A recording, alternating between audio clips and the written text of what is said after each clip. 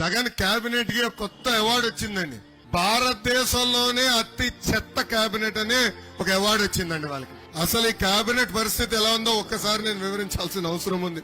ఉదయం లేస్తే ఢిల్లీ చుట్టూ తిరిగే అప్పుల అప్పారావు గారు, మన ఆర్థిక శాఖ మంత్రి బుగ్గన్న, ఇసుక గన్నులు మింగేసే గన్నుల శాఖల మంత్రి పాపాల పెద్దిరెడ్డి, నకిలీ మద్యంతో అమ్మతంతో పాటు కోర్టు ఫైళ్లు కొట్టేసిన వ్యవసాయ శాఖ మంత్రి కాకాన గోవర్ధన్ రెడ్డి గారు, ఇంకా పిల్ల కాలువలు తవ్వలేని వ్యక్తి అరగంట అంబటి రాంబాబు, మన ఇరిగేషన్ శాఖ మంత్రి, సొంత ఊర్లో ధాన్యం సంచులు ఇవ్వలేని ఎర్రి పప్ప మంత్రి, పౌరుల సరఫరాల శాఖ మంత్రి కారుమూరి నాగేశ్వరరావు గారు, ఇంకా పక్కనే ఒక ఆయన ఉన్నాడు, పిల్లలు బాగా చదువుకుంటున్నారు అందుకే పిల్లలకి ఉద్యోగాలు రావట్లేదని చెప్తాడు, పక్కనున్న విద్యాశాఖ మంత్రి బొత్స సత్యనారాయణ గారు, ఇంకా విశాఖపట్నంలో ఒక మంత్రి ఉన్నాడు.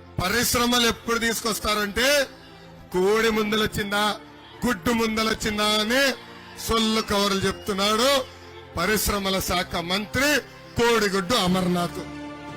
ఎంత అద్భుతమైన కేబినెట్ స్వామి.